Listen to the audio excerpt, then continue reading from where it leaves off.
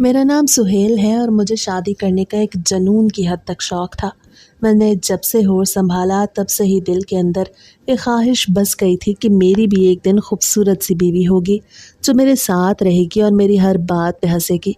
मुझे बचपन से ही ये लगता था कि शादीशुदा ज़िंदगी किसी जन्नत से कम नहीं होती। मेरे मोहल्ले में या रिश्तेदारों में जब भी किसी की शादी होती और दुल्हा दुल्हन को देखता तो मेरी आंखों में एक चमक आ जाती। मुझे लगता जैसे ये दोनों एक नई दुनिया में दाखिल हो गए हैं, जहाँ सिर्फ खुशियाँ ही खुशियाँ हैं और जहाँ के दरवाजे मेरे लिए अभी बंद हैं। मैं अक्सर सोचता कि काश मैं भी जल्दी से शादी कर लूँ और अपनी ज़िंदगी को अपनी मर्ज़ी के मुताबिक गुजारूँ। मेरे दिल में एक ख़याल बार बार आता था कि मेरी बीवी कैसी होगी।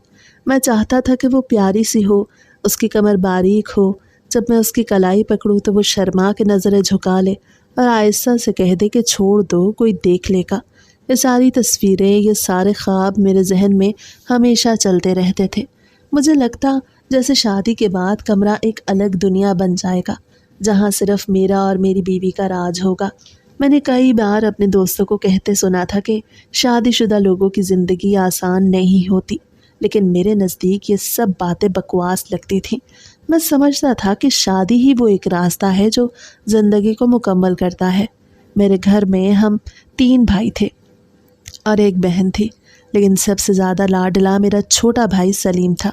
सलीम शुरू से ही निकट्ठू था, उसे पढ़ाई में कभी दिल नहीं लगाया। स्कूल के दिनों में भी हमेशा फ़ेल होता रहा। हमारे वालिद ने बहुत मेहनत से उसके लिए दुकान खोली ताकि वो अपने पैरों पे खड़ा हो जाए, लेकिन सलीम ने वहाँ भी कर्जे ले ले के कारोबार तबाह कर दिया और दुकान बंद करनी पड़ी। वो घर का कोई काम ही नहीं करता था, बस सारा दिन या तो सोया रहता या मोहल्ले के दोस्तों के साथ घूमता फिरता। अब हालत ये हो गई थी कि वो भी शादी की ज़िद करने लगा। मुझे हैरत इस बात पे हुई कि जिसको अपनी ज़िंदगी संभालने की अकल नहीं, वो शादी जैसी बड़ी जिम्मेदारी कैसे निभाएगा। जब उसने घर में अपनी ख्वाहिश जाहिर की तो झगड़ा शुरू हो गया। अब्बू ने कहा, अभी बड़े की शादी नहीं हुई और ये ज़िद कर रहा है, लेकिन सलीम तो जैसे आग बगोला हो गया। उसने कहा, अगर मेरी शादी नहीं करनी तो मैं ये घर छोड़ देता हूँ, और वो वाकई घर से निकल गया। शुरू में माँ बहुत परेशान हो गई। माँ का दिल वैसे ही छोटे पे जान देता था। वो रोती रही कि पता नहीं मेरा बेटा कहाँ गया, किस हाल में होगा। लेकिन फिर चंद दिन बाद पता चला कि वो दूसरे शहर में अपने मामू के घर जा बैठा है। तब माँ ने सुकून का सांस लिया और कहा, चलो मामू के घर है, अकेला नहीं है, और कुछ दिन नाराज़ रहेगा फिर खुद ही वापस आ जाएगा। असल बात ये थी कि माँ को छोटे बेटे से सबसे ज़्यादा प्यार था। वो चाहती थी कि उसकी ज़िद पूरी हो जाए, इसीलिए उन्होंने ये फ़ैसला किया कि पहले मेरा बोझ उतार दिया जाए, यानी मेरी शादी कर दी जाए, ताकि फिर सलीम की बारी भी आसानी से आ सके। इस बात पे मैं नाराज़ नहीं हुआ, बल्कि खुश हुआ कि चलो छोटे की ज़िद का कोई तो फ़ायदा निकला। माँ चाहे किसी भी नीयत से कर रही थी, लेकिन मुझे अपनी शादी तो चाहिए थी ना। मैं ये सोच के ही खुश हो रहा था कि अब मेरा ख्वाब पूरा होने वाला है। फिर रिश्ते देखने का सिलसिला शुरू हो गया। मेरी उम्र 27 साल थी, नौकरी अच्छी थी, शक्ल सूरत भी बुरी नहीं थी। सबसे बढ़ के मैं ज़िम्मेदार इंसान था, इसलिए रिश्ता ढूंढने में ज़्यादा वक्त नहीं लगा और जल्द ही बात आगे बढ़ने लगी। मेरी अम्मी सारी ज़िंदगी अपने मैके से दूर रही थी। उनका अपना दुख वही सबसे बड़ी हकीकत थी। उन्होंने कभी हमसे ज़्यादा जिक्र नहीं किया, लेकिन उनके दिल में ये बात हमेशा चुभती रही कि बेटी जब मैके से दूर ब्याही जाती है तो वो बेचारी सारी उम्र तड़पती रहती है। एक तरफ शौहर का घर और जिम्मेदारियाँ, और दूसरी तरफ माँ बाप की याद और भाई बहनों की दूरी। अम्मी की कोई बहन नहीं थी, इसलिए शायद वो औरतों के दुख को और भी ज़्यादा महसूस करती थी।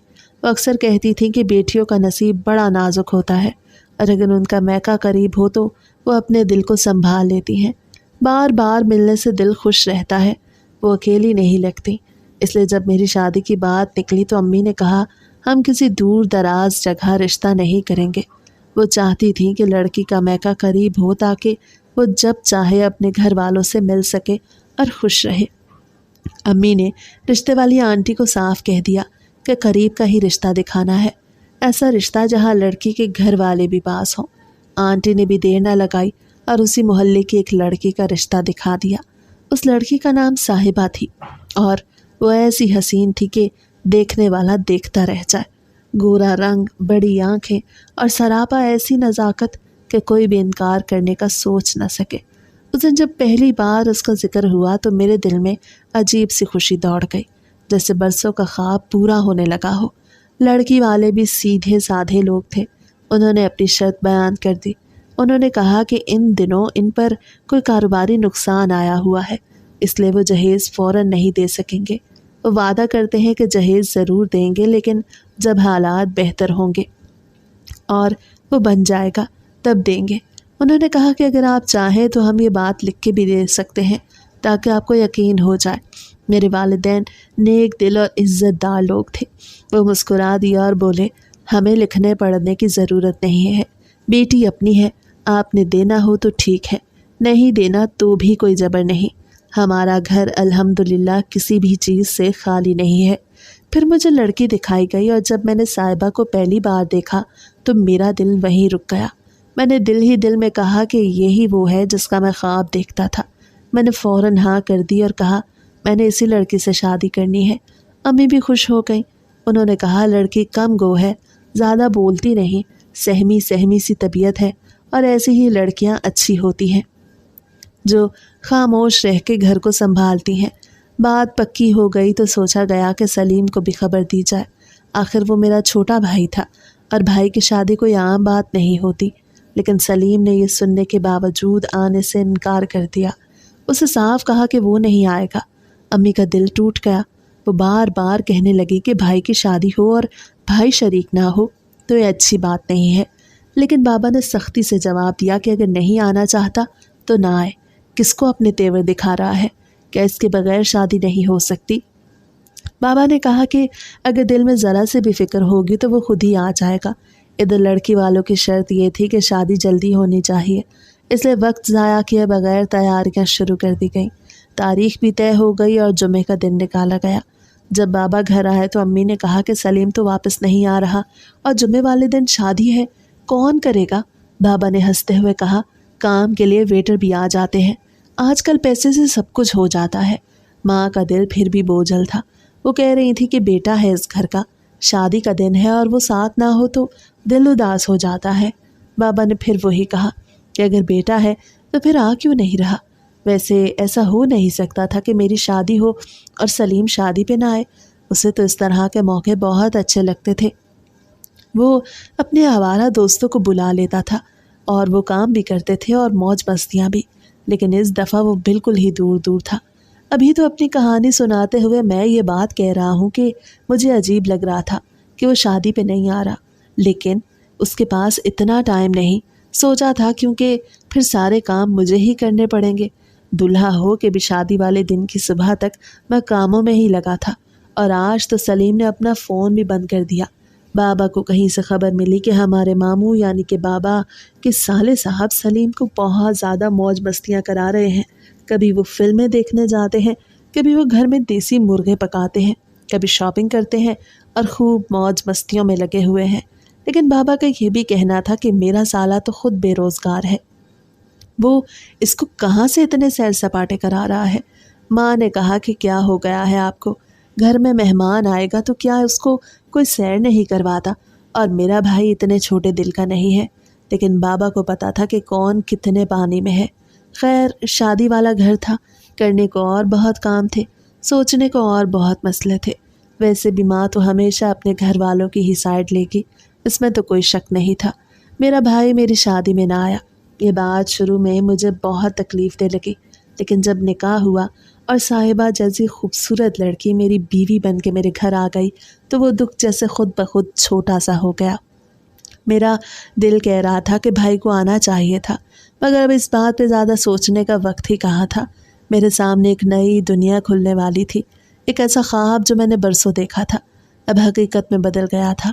میری اپنی بیوی میرے ساتھ تھی، اور وہ بھی ایسی بیوی جسے دیکھ کے کوئی انکار نہ کر سکے۔ میں سوچ رہا تھا کہ اب وہ لمحے آ گئے ہیں جن کے لیے میں بچپن سے تڑپ رہا تھا۔ شادی کے بعد جب میں اپنے کمرے میں داخل ہوا تو میرا دل زور زور سے دھڑک رہا تھا۔ ہر چیز میرے لیے نئی تھی۔ کمرے میں خوشبو پھیلی ہوئی تھی، بستر پر پھولوں کی چادر بچھی ہوئی تھی، اور میرا دل چاہ رہا تھا کہ ہر لمحے کو بھرپور طریقے سے انجوائے کروں۔ मैंने अपने दिल में कई बार सोचा था कि शादी की पहली रात कैसी होगी। मैंने ये भी सोचा था कि मैं अपनी बीवी के साथ किस तरह बात करूँगा, किस तरह मुस्कुरा के उसे खुश करूँगा। मैंने उसके लिए मुंह दिखाई का तोहफा ख़रीदा था, सोने का कंगन। ये सोच करके ये लम्हा हमेशा के लिए यादगार बन जाएगा। हमारे ख़ानदान में किसी ने भी अपनी बीवी को शादी की पहली रात कंगन नहीं दिया था। कोई 5,000 रुपये दे देता, कोई अंगूठी ले लेता, लेकिन मैंने सोचा कि मेरी बीवी को कुछ ख़ास देना चाहिए ताकि वो महसूस करे कि मैं दूसरों से मुख्तलिफ हूँ और उसकी इज़्ज़त करने वाला हूँ। शादी से पहले भी मैंने उसके लिए गजरे बनवाए थे, क्योंकि मुझे लड़कियों के हाथों में गजरे बहुत पसंद थे। और मैंने दिल में सोच रखा था कि जब वो घूंघट ओढ़े बैठी होगी तो मैं आहिस्ता से उसका घूंघट उठाऊंगा, उससे सलाम करूंगा, प्यार से बातें करूंगा, उसकी आंखों में देखूंगा और वो शर्मा जाएगी। मुझे यही सब ख्वाब दिखाई देते थे और इसी खुशी के साथ मैं कमरे में दाखिल हुआ। मैंने बड़े इज्जत और प्यार के साथ उसको सलाम किया, आहिस्ता से उसके करीब बैठा और फिर मैंने वो सोने का कंगन उसके हाथ में पहना दिया। मैं ये सोच के खुश हो रहा था कि ये लम्हा कितना ख़ास है, मगर वो बिल्कुल खामोश बैठी रही। ना उसने कोई बात की, ना मुस्कुराई, बस चुपचाप बैठी रही। मैंने कहा, शायद ये घबराहट की वजह से है, क्योंकि हर लड़की पहली रात शर्माती है। इसलिए मैंने उसके हाथ पे हाथ रखना चाहा, लेकिन वो डर गई और पीछे हो गई। मैंने दिल में कहा कि ये भी अच्छी बात है कि लड़की इतनी बाहया है। डरने और सहमने वाली तबीयत मर्द को हमेशा अच्छी लगती है, इसलिए मैंने बुरा ना मनाया। मैंने उससे कहा, घबराओ नहीं, मैं तुम्हारा अपना हूँ। लेकिन उससे धीरे से कहा, मुझे थोड़ा वक्त चाहिए। ये सुनकर मैं खामोश हो गया। मैंने सोचा कि कोई बात नहीं, वक्त के साथ सब ठीक हो जाएगा। मैंने दिल ही दिल में कहा कि हया का पर्दा जब आहिस्ता आहिस्ता हटे तो इसमें ज़्यादा मज़ा आता है। मैंने उसे समझाया कि ठीक है, जब तुम्हारा दिल चाहेगा तुम खुद मेरी तरफ आओगी। मुझे अपने आप पे भी यकीन था कि मैं एक जवान, खूबसूरत और समझदार मर्द हूँ, पैसे वाला भी हूँ और औरतों के जज्बात को समझने वाला भी हूँ। फिर जब बीवी अपनी हो तो मोहब्बत तो खुद ब खुद बढ़ जाती है। शुरू के दिनों में तो वैसे भी मोहब्बत ज़्यादा होती है, इसलिए मैंने अपने दिल को मुतमईन कर लिया कि सब कुछ वक्त के साथ बेहतर हो जाएगा। इसके बाद दिन गुजरते रहे, वलीमा हुआ, मेहमान आए, रस्में हुई और लोग जाते रहे, लेकिन मेरे दिल के अंदर एक कमी सी रहने लगी। साहिबा मुझसे बहुत दूर दूर रहती थी, जैसे दो अजनबी एक ही कमरे में रहते हों। मैं कभी उसकी तरफ हाथ बढ़ाता तो वो घबरा के पीछे हट जाती। उसका ये रवैया मुझे उलझाता भी था और परेशान भी करता था। शुरू में मैंने सोचा कि ज़्यादा शर्मीली है, लेकिन जब दिन हफ्तों में बदलने लगे तो मुझे लगने लगा, यार इतना भी शर्माना अच्छा नहीं।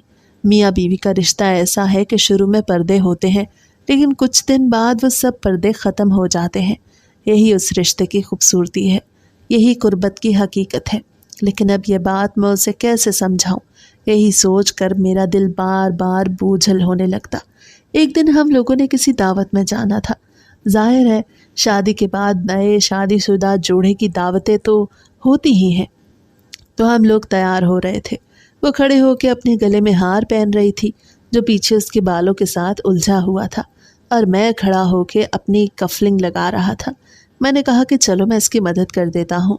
पीछे से जाके मैंने उसका हार जुल्फ़ों में से निकालने की कोशिश की तो वो ऐसे उछल के डर के पलटी जैसे मैं कोई कलेजा चबाने वाली चुड़ैल हूँ। उसके अंदर कहने लगी, ये आप क्या कर रहे हैं? मेरा दिल तो किया कि मैं जवाब दूं कि बच्चा पैदा करने की तैयारी कर रहा हूँ। मैंने कहा, मैं तुम्हारी मदद करने की कोशिश कर रहा था, और क्या। अगर मैं उसके हार को पीछे से बंद कर देता या बालों को थोड़ा हटा देता या उसके कंधे पे हाथ रख लेता या हाथ पकड़ लेता, जब वो मोटरसाइकिल पे बैठते हुए मेरे कंधे पे हाथ रख देती, तो ये क्या था? उसने ये सब करने से तो मुझे नहीं रोका था। उसे वक्त चाहिए था ना, तो मैंने उसे वक्त दिया था। लेकिन अगर ऐसे में हम एक दूसरे का हाथ पकड़ लेते या एक कुर्सी पे साथ होके बैठ जाते तो उसमें क्या मसला था? लेकिन ये लड़की तो कुछ ज़्यादा ही शर्मा रही थी, घबरा रही थी। मुझे तो अब लगने लगा कि ये नफ्सियाती मरीज़ा है और ये शादी से डरती है। ऐसी लड़कियां होती हैं जिनको उनकी सहेलियां और दोस्तों ने शादी से डरा दिया होता है। इसके बाद हम मर्दों की ज़िंदगी अजीरन हो जाती है। इसलिए मैं तो अब टेंशन में आ गया। मैंने अपने एक दोस्त से बात की जिसकी भी शादी हो चुकी थी। उसके 3-4 बच्चे भी थे, लेकिन वो मेरा बहुत अच्छा दोस्त था। मैंने उसे कहा कि ये मामला है, मेरी बीवी ज़रूरत से ज़्यादा शर्मदार है। उसने कहा कि तुम अपनी बीवी को हनीमून पे ले जाओ। मैंने कहा कि क्या मतलब? उसने कहा कि हाँ ना, घर में तो हर औरत, हर लड़की शर्माती है, फिर उसे अजीब लगता है कि किसी और का घर है, आस पास लोग हैं, कहीं कोई आवाज़ ना सुन ले, कहीं कोई देख ना ले। इस तरह की बातें उसके दिमाग में चल रही होती हैं। हनीमून पे ले जाओ, हनीमून पे बड़ा ही अच्छा सा माहौल होता है, न घर के कामों की कोई टेंशन होती है, न कपड़े धोने होते हैं, न बर्तन धोने होते हैं, न कोई देखेगा, न कोई आवाज़ सुनेगा। लड़का लड़की घूमते हैं, फिरते हैं, खाते हैं, पीते हैं, हंसते हैं, खेलते हैं, तस्वीरें बनाते हैं। ऐसे में जो बीच में शर्म हया का पर्दा होता है वो भी हट जाता है, दोनों की दोस्ती भी हो जाती है, और जब वापस आते हैं तो फिर रिश्ता बड़ा खुशगवार हो जाता है। लव मैरिज वाले तो जाए ना जाए हनीमून पे, लेकिन मेरा ये मशवरा है कि अरेंज मैरिज वालों को तो ज़रूर हनीमून पे जाना चाहिए। जब वहाँ से उसे वापस लेके आओगे ना तो उसके सारे पेज कसे हुए होंगे। मैंने कहा बात तो ठीक है। मैंने एक दिन साहिबा से कहा कि देखो, हमें अपनी ज़िंदगी को एक अच्छे रास्ते पर डालना है, और ये तभी मुमकिन होगा जब हम दोनों के दरमियान दोस्ती पैदा होगी। मैंने कहा हम हनीमून पे चलते हैं। शादी के बाद के दिन ही असल खुशियों वाले होते हैं। उन्हीं दिनों में घूमना फिरना करना चाहिए, ताकि बाद में जब ज़िंदगी की जिम्मेदारियां बढ़ जाएं तो ये यादें सहारा दें। मैंने उससे कहा कि हम किसी अच्छी सी जगह चलते हैं, किसी पहाड़ी इलाके में या किसी पुरसकून मकाम पर। मैं भी दफ्तर से छुट्टी ले लूँगा और हम दोनों अकेले वक्त गुजारेंगे। इस तरह हमारे बीच जो दीवार खड़ी है वो टूट जाएगी और हम एक दूसरे के करीब आ जाएंगे। मेरी ये बात सुन के साहिबा ने ऐसी हरकत की जिसकी मैंने कभी तवक्को नहीं की थी। वो अचानक रोने लगी और बाकायदा हाथ जोड़ के कहने लगी, मुझे माफ़ कर दे, मुझे कहीं नहीं जाना, मुझे आपके साथ हनीमून पे नहीं जाना। मैं अकेले आपके साथ किसी कमरे में नहीं रह सकती। यहाँ पर तो फिर भी घर के लोग हैं, लेकिन बाहर मुझे बहुत अजीब लगेगा, मुझे डर लगता है, बुरा लगता है। आप मुझे कुछ वक्त दें, मैं थोड़ा सा तन्हा, मुझे छोड़ दें। ये सुन के मेरे अंदर एक आग सी भड़क उठी। मुझे गुस्सा आ गया। मैंने कहा, ये क्या बात हुई? आखिर तुम मेरी बीवी हो और तुम्हें मेरा साथ अच्छा क्यों नहीं लगता? मैंने दिल ही दिल में सोचना शुरू कर दिया कि ज़रूर इसकी ज़िंदगी में पहले कोई और था, ये किसी और से मोहब्बत करती थी और अब इसके दिल में वही शख्स बस रहा है, इसीलिए ये मुझसे दूर दूर रहती है और मेरे करीब आने से घबराती है। मर्द का दिल होता ही ऐसा है। जब बीवी इस तरह का रवैया अपनाए तो सबसे पहले यही शक पैदा होता है कि वो किसी और की दी हुई यादों में गुम है। मैं भी उसके रवैये से सख्त नाराज़ हो गया। मैंने कहा, कोई बात नहीं, मैं ज़्यादा नहीं बोलूँगा, वक्त के साथ ये खुद ही मेरे करीब आ जाएगी। आखिर मैं इसका शौहर हूँ, मेरा हक है कि वो एक दिन खुद मुझे अपनाए। लेकिन दिन गुजरते गए और हालात वही रहे। 2-3 हफ्ते गुजर गए और हमारी शादी को 2-3 महीने हो गए, लेकिन हमारे दरमियान कोई भी ताल्लुक़ न बना, जो कि होना चाहिए था। अगर ये बात किसी को बताई जाती तो वो मजाक उड़ाता कि 3 महीने गुजर गए और अभी तक तुम दोनों ऐसे के ऐसे हो। कोई कहता कि तुम मर्द नहीं हो, कोई कहता कि तुम जहनी मरीज़ हो। ये सोचकर मेरा दिल अंदर ही अंदर जलता रहता। मेरी शादी के इब्तदाई दिन वो दिन थे जिन्हें सब लोग अपनी ज़िंदगी के सबसे कीमती दिन कहते हैं। यही वो वक्त होता है जब मोहब्बत परवान चढ़ती है। यही वो वक्त होता है जब शर्म और हया के पर्दे आहिस्ता आहिस्ता हटते हैं और मियाँ बीवी एक दूसरे के करीब आते हैं। लेकिन मेरे नसीब में ये सब कुछ नहीं था। शादी के पहले दिन से लेके अब तक सब कुछ वीरान सा था, जैसे मेरे ख्वाब कमरे के किसी कोने में बैठे आंसू बहा रहे हों और मैं उनको तसल्ली भी ना दे सकूं। एक दिन जब मैं दफ्तर से वापस घर आया तो अम्मी ने खुशी खुशी मेरे मुंह में लड्डू डाल दिया। मैं हैरान होके बोला कि क्या हुआ, किस खुशी में ये मिठाई खिलाई जा रही है? क्या सलीम वापस आ गया है? मेरी ज़ुबान पे सबसे पहले यही बात आई, क्योंकि माँ को सबसे ज़्यादा फ़िक्र इसी की थी। लेकिन अम्मी ने एक ठंडी सांस ली और कहा, वो तो अभी तक वापस नहीं आया, अपनी मौज मस्तियों में लगा हुआ है। कभी कभार फ़ोन पे बात हो जाती है, मगर अभी तक घर नहीं लौटा। फिर अम्मी ने मेरे कान के करीब आके कहा, असल खुशखबरी ये है कि तू बाप बनने वाला है। मेरी आंखें फटी की फटी रह गई। मुझे ऐसे लगा जैसे वो लड्डू मेरे गले के अंदर जाने वाला था, वो पलट के बाहर आ जाएगा। मैंने हैरत से कहा, ये क्या मतलब है? امی نے بڑے اطمینان سے کہا کہ مطلب یہ کہ صاحبہ ماں بننے والی ہے، 3 مہینے ہو گئے ہیں تمہاری شادی کو، اور اب وقت آ گیا ہے کہ گھر میں ایک نئے مہمان کی آمد ہوگی۔ لوگ تو شادی کے 1 مہینے بعد ہی خوشخبری سنا دیتے ہیں، لیکن تمہارے ہاں یہ خوشی اب آئی ہے۔ ہم سب بہت خوش ہیں۔ اب اس گھر میں ایک بچہ آئے گا اور ہم سب اس کے ساتھ مصروف ہو جائیں گے۔ میں حیرت کے سمندر میں ڈوب گیا۔ میرے پاس الفاظ ہی نہیں تھے، ماں کے سامنے کچھ بول نہ سکا۔ اندر ہی اندر میرا دم گھٹنے لگا، کیونکہ حقیقت یہ تھی کہ میرے اور صاحبہ کے درمیان تو کوئی رشتہ بنا ہی نہیں تھا۔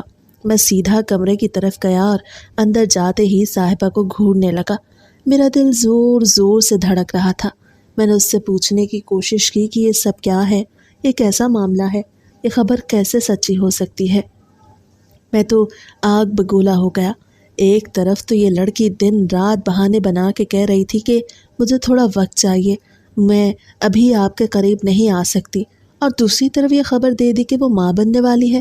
ظاہر ہے اس میں میرا کوئی لینا دینا نہیں تھا، تو پھر یہ بچہ کس کا تھا؟ میرے دماغ میں آگ سی بھڑک اٹھی، اور میرا دل کہنے لگا کہ یہ بچہ ضرور اس کے کسی پرانے عاشق کا ہے، وہی جس کے لیے یہ ہر وقت روحانسی رہتی تھی، ہر وقت منہ پھلائے رکھتی تھی، اور مجھے جو اس کا شوہر ہوں، ایک خوبصورت جوان مرد ہوں، دیوار سے لگا رکھا تھا۔ میرا خون کھولنے لگا۔ میں نے اس کی طرف انگلی اٹھا کے کہا کہ بتاؤ کس کے ساتھ تم نے منہ کالا کیا، فوراً سچ بتاؤ، نہیں تو میں اسی وقت تمہیں چھوڑ دوں گا۔ یہ سنتے ہی وہ میرے پیروں میں گر گئی۔ اس کے آنسو تھمنے کا نام نہیں لے رہے تھے۔ وہ روتے روتے کہنے لگی کہ نہیں، ایسی کوئی بات نہیں، آپ غلط سوچ رہے ہیں، خدا کے لیے مجھے بدنام نہ کریں، میں آپ کو حقیقت بتاتی ہوں۔ اس کے الفاظ سن کے میں نے غصے میں کہا کہ پھر فوراً بتاؤ آخر سچ کیا ہے، ورنہ میں ایک پل بھی تمہیں ساتھ نہیں رکھوں گا۔ اس نے ہچکچاتے ہوئے کہا کہ آپ کو یاد ہے نا، جب بابا نے شادی کی بات کرتے ہوئے کہا تھا کہ ہمارا کاروباری نقصان ہو گیا ہے اور اسی لیے ہم جہیز نہیں دے سکتے۔ اصل میں وہ کوئی کاروباری نقصان نہیں تھا، ہمارے گھر میں ایک خوفناک ڈکیتی ہوئی تھی۔ وہ لوگ نہ صرف ہمارا سارا سامان لے گئے بلکہ میری عزت کو بھی لوٹ کے چلے گئے۔ وہ کہنے لگی کہ کئی آدمی تھے، سب نے منہ چھپایا ہوا تھا۔ میں چیختی رہی، روتی رہی، لیکن کسی نے میری آواز نہیں سنی۔ انہوں نے میرا سب کچھ رون ڈالا۔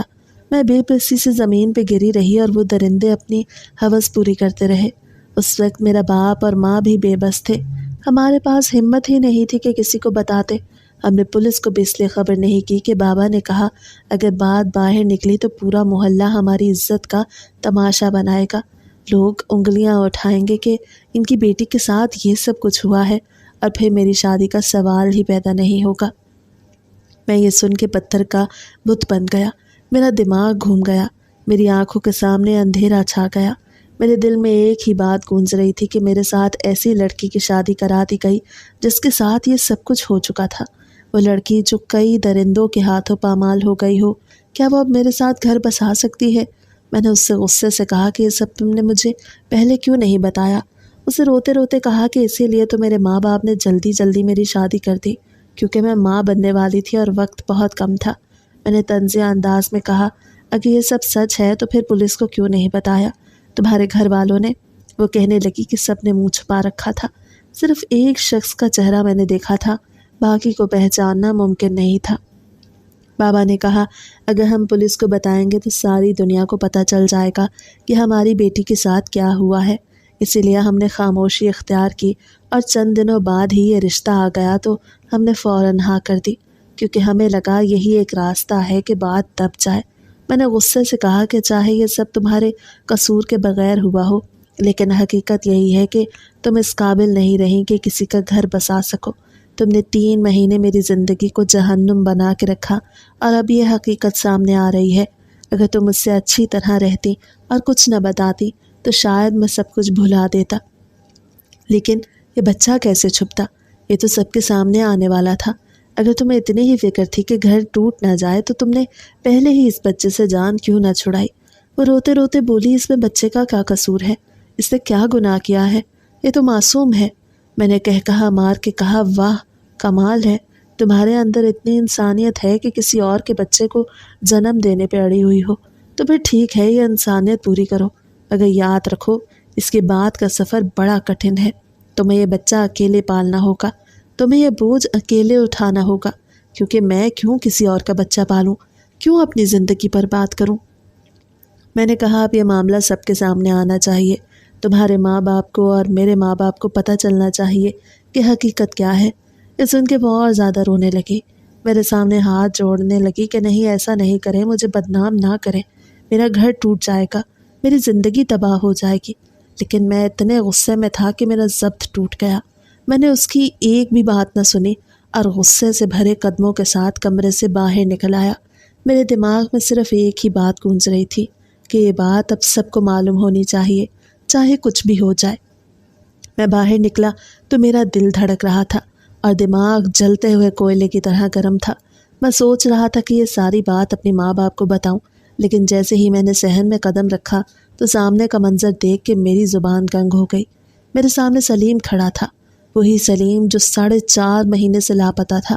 اس کی صحت پہلے سے بھی زیادہ اچھی لگ رہی تھی، چہرے پہ روشنی اور تازگی تھی، کپڑے بھی بالکل نئے اور قیمتی پہنے تھے، اور وہ ایسے کھڑا تھا جیسے کسی سفر سے جیت کے آیا ہو۔ ماں نے اسے دیکھتے ہی خوشی سے چیخ ماری اور اس کی آنکھوں میں آنسو آ گئے۔ ماں اسے اپنے سینے سے لگا کے رو پڑی کہ بیٹا تو کہاں تھا، میں تیری صورت کو ترس گئی تھی۔ میں بھی آگے بڑھا اور اپنے بھائی کو گلے سے لگا لیا۔ دل میں خوشی بھی تھی کہ بھائی زندہ سلامت واپس آ گیا ہے، لیکن ساتھ ہی میرے دل کے کسی کونے میں شک کی ایک ہلکی سی پرچھائی بھی اترنے لگی۔ سلیم نے مسکرا کے کہا، بھائی بھابھی سے تو ملواؤ نا، ان سے ملنے کا اتنا شوق تھا، لیکن شادی میں نہ آ سکا، اب تو آ گیا ہوں نا، اب تو ملواؤ۔ ماں نے بھی کہا، جاؤ بہو کو بلا لاؤ، اتنے دنوں بعد بیٹا واپس آیا ہے، وہ بھی خوشی سے بہو کو دیکھے۔ میں نے اندر ہی اندر کڑوا سا گھونٹ بھرا اور سوچا کہ کاش ماں کو پتہ ہوتا کہ ہمارے کمرے میں کس طوفان نے ڈیرے ڈالے ہوئے ہیں، لیکن زبان پہ کچھ نہ لایا اور خاموشی سے صاحبہ کو آواز دی، میرا بھائی آیا ہے جو شادی میں نہیں آیا تھا، اب گھر واپس آیا ہے، جا کے مل لو۔ وہ بولی، ٹھیک ہے، اور تیار ہو کے باہر آ گئی۔ میں بھی ساتھ ہی باہر ہی بیٹھا تھا۔ صاحبہ نے جیسے ہی سلیم کو دیکھا تو اس کے وجود میں زلزلہ سا آ گیا، اس کے چہرے کا رنگ پیلا پڑ گیا، آنکھیں پھٹی کی پھٹی رہ گئیں جیسے اس نے کسی انسان کو نہیں بلکہ کوئی بھوت دیکھ لیا ہو۔ اس کے قدم ڈگمگا گئے اور وہ ایک دم سانس پھولانے لگی۔ ماں نے فوراً محسوس کیا اور کہا، بہو کیا ہوا، ٹھیک تو ہو؟ لیکن صاحبہ کے ہونٹوں سے کوئی جواب نہ نکلا اور وہ وہیں پر زمین پہ گر گئی اور بے ہوش ہو گئی۔ ہم سب گھبرا گئے، ہمیں لگا شاید بچہ ہونے والا ہے، اسی وجہ سے وہ بے ہوش ہو گئی۔ ہم نے فوراً اسے اٹھایا اور ہسپتال لے گئے۔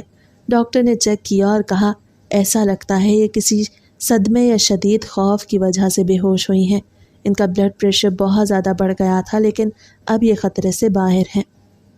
کچھ دیر بعد جب اسے ہوش آیا تو اس نے روتے ہوئے کہا کہ مجھے واپس گھر لے چلیں۔ میں نے کہا، کیا ہوا؟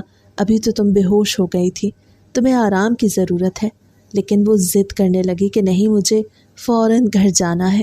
جب ہم واپس آئے تو وہ سیدھی کمرے میں آ کے بیٹھ گئی اور پھر اس نے میری آنکھوں میں آنکھیں ڈال کے کہا کہ وہ جو ڈکیتی ہمارے گھر میں ہوئی تھی اور جن لوگوں نے میرا سب کچھ برباد کیا، ان میں سے ایک کا چہرہ میں نے دیکھا تھا، اور وہ شخص کوئی اور نہیں بلکہ آپ کا بھائی سلیم ہے۔ یہ سن کر میں سکتے میں آ گیا، میری زبان بند ہو گئی۔ میں نے غصے سے کہا، تم جھوٹ بول رہی ہو، یہ گھر میں رہنے کے بہانے ڈھونڈ رہی ہو۔ لیکن وہ چیخ کر بولی کہ نہیں، میں جھوٹ نہیں بول رہی، یہ بالکل سچ ہے، اگر آپ کو یقین نہیں تو آپ خود اس سے پوچھ لیجئے۔ میں خاموش ہو گیا، لیکن میرے دماغ میں دھماکے ہونے لگے۔ میں نے فوراً سوال کیا کہ ڈکیتی کب ہوئی تھی۔ اسے جو تاریخ بتائی وہ وہی دن تھا جس کے اگلے ہی دن سلیم غائب ہو گیا تھا اور کئی مہینوں تک واپس نہیں آیا تھا۔ اب پھر میری شادی کے دن بھی وہ موجود نہیں تھا۔ سب کو لگا تھا کہ وہ ناراض ہو گیا ہے، لیکن اصل حقیقت کچھ اور تھی، اس نے روپوشی اختیار کر لی تھی۔ میں نے صاحبہ کو کہا کہ تم یہ بات کسی سے نہ کہنا، اور میں باہر نکل آیا۔ میں نے کوشش کی کہ باتوں باتوں میں سلیم سے اس معاملے پہ گفتگو کروں۔ میں نے جھوٹ بولا کہ پولیس آئی تھی اور ان کے پاس CCTV فوٹیج بھی موجود ہے۔ یہ سنتے ہی سلیم کا رنگ اڑ گیا اور اس کے چہرے پہ پسینہ آ گیا۔ میں نے اس کی آنکھوں میں جھانکا تو صاف لگ رہا تھا کہ وہ کچھ چھپا رہا ہے۔ آخرکار اس نے شرمندگی سے سر جھکا لیا اور کہا، بھائی مجھے معاف کر دیں، یہ سب میرے دوستوں نے کیا تھا، انہوں نے کہا تھا کہ ڈھیر سارے پیسے ہوں گے، ہم نے مل کے یہ سب کیا، اور انہیں پیسوں سے میں ماموں کے گھر جا کے عیش کرتا رہا۔ میں نے غصے سے کہا کہ تو نے صرف ڈکیتی کی تھی یا کچھ اور بھی کیا تھا؟ میں نے اس کا گریبان پکڑ لیا اور اسی وقت ماں باپ بھی آواز سن کے کمرے میں آ گئے۔ سلیم پہلے تو انکار کرتا رہا، پھر کہنے لگا ہاں صرف ڈکیتی کی تھی، لیکن جب میں نے اسے جھنجھوڑ کے کہا کہ سچ بول تو وہ لرز گیا اور آخر کار زبان کھول دی۔ اس نے کہا ہاں ہم لوگوں نے اس لڑکی کے ساتھ ظلم بھی کیا اور یہی وہ لڑکی ہے جس سے آپ نے شادی کی۔ اور پھر وہ حقارت سے ہنسا اور کہا کہ آپ نے اس لڑکی سے شادی کیوں کر لی؟ یہ تو بہت بری لڑکی ہے۔ میں نے غصے سے ایک زوردار تھپڑ اس کے منہ پہ مارا اور چیخ کے کہا وہ بری لڑکی نہیں تھی، تم لوگوں نے اسے برا بنا دیا، تم نے اس کی عزت لوٹی تو کیا وہ قصوروار ہو گئی؟ قصوروار تو تم ہو اور تمہارے جیسے درندے ہیں۔ اب وہ ماں بننے والی ہے اور اس کا بچہ معصوم ہے۔ میں نے سب کچھ ماں اور باپ کے سامنے کہہ دیا۔ وہ بھی یہ سن کے حیران رہ گئے۔ باپ نے بھی سلیم پہ ہاتھ اٹھایا اور اسے کوسنے لگے، لیکن جتنے بھی تھپڑ ہم لگاتے وہ کم تھے۔ اس کی اصل سزا اس سے کہیں زیادہ ہونی چاہیے تھی، لیکن ہمارے دلوں کے زخم اتنے گہرے تھے کہ لفظ بھی ان پہ مرہم نہیں رکھ سکتے تھے۔ سلیم کا منہ اس وقت بھی زہریلی باتوں سے بھرا ہوا تھا۔ وہ کہنے لگا کہ یہ بچہ میرا ہے ہی نہیں، یہ تو میرے 4 دوست تھے جن کے ساتھ وہ رات کا سانحہ ہوا، پتہ نہیں کس کا بچہ ہے، اس کو چھوڑ دیں اور جس کا بچہ ہے اس کے گھر بھیج دیں۔ میں حیران رہ گیا کہ یہ انسان اتنی ڈھٹائی سے بات کر رہا ہے۔ اپنی گندی حرکت کا بھی اعتراف کیا اور اب اس معصوم بچے کو ٹھکرانے کی کوشش کر رہا ہے۔ اس وقت سب سے زیادہ صدمہ مجھے اس بات پہ ہوا کہ میری ماں اس کے ساتھ مل گئی تھی۔ میں نے اپنی ماں جیسی عورت پہلے کبھی نہیں دیکھی تھی جو اپنے بیٹے کے ہر گناہ پہ پردہ ڈالنے کے لیے تیار ہو گئی تھی۔ اسے کہا ہاں بیٹا ٹھیک ہی کہہ رہا ہے، یہ لڑکی ہمارے لیے بوجھ ہے، اس کو چھوڑ کے گھر سے نکال دو۔ لیکن میں اور بابا صرف اور صرف حق اور سچ کا ساتھ دینے کے لیے کھڑے تھے۔ بابا نے بڑے سخت لہجے میں کہا کہ صاحبہ کے ساتھ ہم کچھ برا نہیں ہونے دیں گے، وہ پہلے ہی ہمارے خاندان کی وجہ سے اتنا دکھ برداشت کر چکی ہے، اب اس کے ساتھ مزید ظلم نہیں کیا جائے گا، ہم اس کا خیال رکھیں گے۔ ماں چیختی رہی کہ نہیں اس کو طلاق دو، لیکن بابا نے کہا کہ ایسی بات زبان پہ مت لاؤ۔ اس وقت میں نے فیصلہ کیا کہ میں سچائی کے راستے سے پیچھے نہیں ہٹوں گا۔ میں صاحبہ کو ڈاکٹر کے پاس لے کے گیا اور پوچھا کہ یہ کیسے پتہ چل سکتا ہے کہ ہونے والے بچے کا اصل باپ کون ہے؟ ڈاکٹر نے کہا یہ ابھی ممکن نہیں، جب بچہ پیدا ہوگا تو DNA ٹیسٹ کر کے سب کچھ واضح ہو جائے گا، اس سے پہلے کوئی راستہ نہیں۔ بچے کی پیدائش میں ابھی کئی مہینے باقی تھے۔ اس دوران صاحبہ میرے ساتھ ہی رہتی رہی۔ میں نے اپنے دل کو سخت کر رکھا تھا، میں نے اس کے ساتھ کوئی تعلق قائم نہیں کیا، لیکن میں نے اس کی دیکھ بھال میں کوئی کسر نہ چھوڑی۔ اس کی طبیعت خراب ہوتی تو میں فوراً اسے ہاسپٹل لے جاتا، اگر رات کو اس کے پیٹ میں درد ہوتا تو میں اس کے ساتھ جاگتا، اسے دوائی دیتا، کھانے پینے کا خاص خیال رکھتا اور ہر وقت یہ سوچتا کہ یہ سب کچھ انسانیت کے ناطے کر رہا ہوں، کیونکہ اتنا تو میں کر ہی سکتا تھا کہ ایک مظلوم عورت کو سہارا دوں۔ آخر وہ دن آ گیا جب بچہ دنیا میں آیا، سب گھر والے ہسپتال پہنچ گئے۔ میں نے بھی اپنی آنکھوں کے سامنے اس بچے کو پہلی بار دیکھا۔ معصوم سا چہرہ تھا جو کسی گناہ کے بوجھ کے ساتھ پیدا نہیں ہوا تھا۔ گناہ تو کرنے والے تھے، اس نے تو دنیا میں آ کے صرف رونا تھا، لیکن اس کی پیدائش نے ہمارے گھر کی بنیادیں ہلا کے رکھ دی تھیں۔ ڈاکٹر کے کہنے پہ DNA ٹیسٹ کے لیے نمونے دیے گئے۔ اب انتظار تھا کہ اصل حقیقت سامنے آ جائے۔ 4-5 دن کے بعد رپورٹ آئی اور وہی ہوا جس کا ڈر اور شک تھا۔ رپورٹ دیکھتے ہی میرے ہاتھ کانپنے لگے، لیکن ساتھ ہی دل کے اندر ایک تسلی بھی اتر گئی کہ اللہ کی لاٹھی بھی آواز ہے۔ رپورٹ کے مطابق یہ ثابت ہو گیا کہ بچے کا باپ سلیم ہی ہے، یہ ہمارے خاندان کا ہی بچہ ہے۔ صاحبہ یہ سنتے ہی پھوٹ پھوٹ کے رونے لگی اور اس نے کہا کہ میں تو کئی مہینوں سے کہہ رہی تھی، لیکن کوئی میرا یقین ہی نہیں کر رہا تھا۔ اب ماں بھی خاموش ہو گئی، اس کے پاس کہنے کو کوئی لفظ نہ بچا۔ بابا کا غصہ اپنی انتہا پہ تھا۔ انہوں نے سلیم کو قریب بلا کے اس کے منہ پہ کئی تھپڑ مارے اور کہا تو ہمارے خاندان کا سب سے گندا انڈا ہے، تو کہاں سے اس خاندان میں پیدا ہو گیا؟ ہمارے خاندان میں تو لوگ عورتوں کی عزت کرتے ہیں، ان سے محبت کرتے ہیں، ان کے دکھ درد کا خیال کرتے ہیں، اور تو کیسا ذلیل آدمی نکلا ہے۔ بابا غصے میں کہتے تھے کہ اس کو اس گھر سے نکال دو، سڑکوں پہ پڑا رہے گا تو اس کو سمجھ آ جائے گی کہ زندگی کیا ہے۔ لیکن ماں ایک بار پھر سلیم کے آگے ڈھال بن گئی۔ اس نے کہا کہ اگر اسے گھر سے نکالا تو میں بھی اسی کے ساتھ نکل جاؤں گی، میں زہر کھا لوں گی۔ گھر کا ماحول آگ کی طرح بھڑک اٹھا تھا۔ ہر روز لڑائی، ہر روز چیخ پکار اور ہر روز سچ اور جھوٹ کی ٹکر ہمارے در و دیوار ہلا رہی تھی۔ آخر بابا نے فیصلہ سنایا کہ چونکہ یہ بچہ سلیم کا ہے اور میں نے ابھی تک صاحبہ کے ساتھ کوئی تعلق نہیں بنایا، اس لیے میرا حق ہے کہ میں اس کو طلاق دوں۔ عدت پوری کرنے کے بعد سلیم کی شادی صاحبہ سے کرائی جائے تاکہ اپنی غلطی کا ازالہ کرے اور اپنی اولاد کا خود خیال رکھے۔ بابا نے کہا کہ یہی انصاف ہے اور یہی فیصلہ اس گھر کی عزت کو بچانے والا ہے۔ جب صاحبہ کو یہ بات بتائی گئی تو وہ خاموش ہو گئی، لیکن رات کو پھر سے رونے لگی۔ میں نے کہا کہ اب کیوں رو رہی ہو؟ تو اس نے کہا میں اس انسان سے شادی نہیں کرنا چاہتی جس نے میری عزت پہ حملہ کیا۔ میں نے کہا تھا لیکن وہ تمہاری اولاد کا باپ ہے۔ میں نے کہا اس کے دل میں کیا، اس اولاد کے لیے اس نے کون سا اسے خوشی اور محبت سے پیدا کیا ہے؟ مجھے طلاق نہیں دیں، میں آپ کے ساتھ رہنا چاہتی ہوں۔ میں نے کہا ایسا نہیں ہو سکتا، دیکھو اس طرح اس گھر میں رہنا مشکل ہو جائے گا۔ بچے کا باپ وہ ہے، اس نے تمہارے ساتھ یہ سب کچھ کیا، میں بیچ میں بلا وجہ مارا جاؤں گا، مجھے چھوڑ دو۔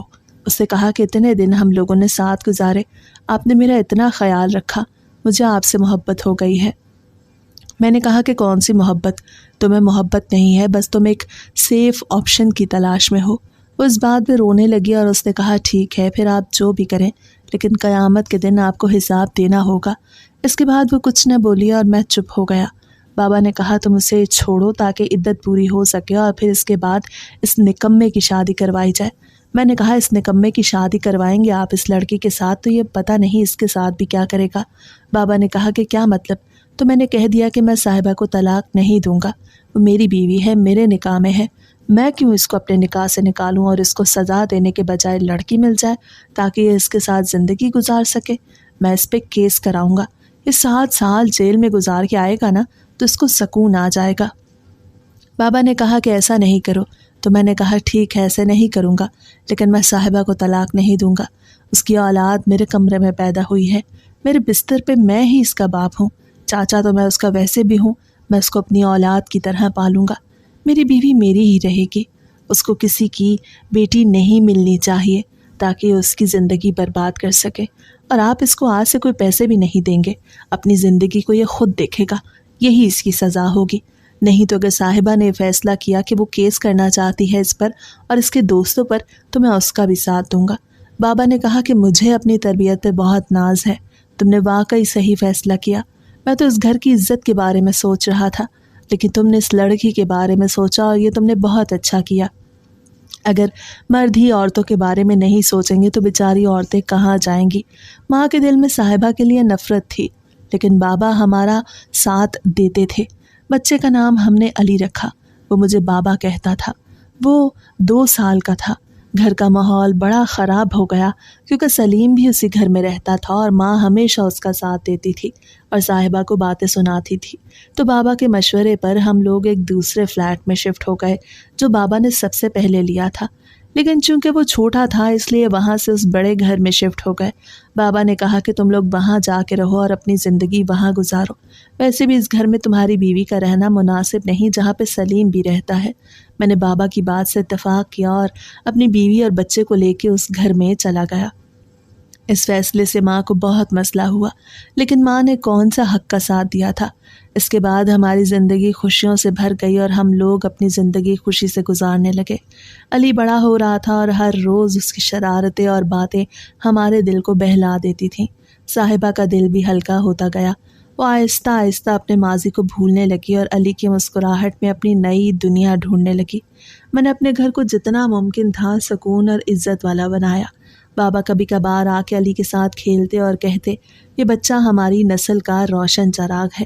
میں ان کے الفاظ سنتا تو میرا دل خوشی سے بھر جاتا۔ مجھے یقین ہو گیا کہ اللہ کے فیصلے سب سے بہتر ہوتے ہیں۔ اگر میں اس وقت کمزوری دکھاتا اور صاحبہ کو چھوڑ دیتا تو نہ تو میرا ضمیر سکون میں ہوتا، نہ اس بے قصور بچے کی زندگی سنورتی۔ لیکن میں نے ایک فیصلہ لیا اور اس فیصلے نے ہماری زندگی کو خوشیوں اور سکون سے بھر دیا، اور یوں ہماری زندگی کا انجام روشنی اور امید پہ ہوا۔ صاحبہ کو مجھ سے محبت تھی، یہ بات اس نے پھر میرے ساتھ رہتے ہوئے ثابت بھی کر دی۔ اس نے میرے سارے چھوٹے چھوٹے خواب پورے کیے۔ میں آفس سے آتا وہ تیار ہو کے کھڑی ہوتی، اس کے بازو میرے ہاتھ میں ہوتی، جس میں اس نے بہت خوبصورت چوڑیاں پہنی ہوتی۔ میں ان سے کھیلتا، وہ میرے لیے اچھے اچھے کھانے بناتی، میرا خیال کرتی، میں تھک جاتا تو میرا سر دباتی۔ اور ان یادوں میں ایک اور یاد یہ بھی شامل تھی، ایک اور لمحہ یہ بھی تھا کہ جب میں آفس سے واپس آتا تو ایک چھوٹا سا معصوم سا پیارا سا بیٹا مجھے بابا بابا کہتے ہوئے میری طرف بھاگتا۔ میں اسے گود میں اٹھا لیتا، اسے دکان لے کے جاتا، وہ میرے ساتھ کھیلتا تھا۔ ہم ایک بالکل مکمل فیملی بن چکے تھے۔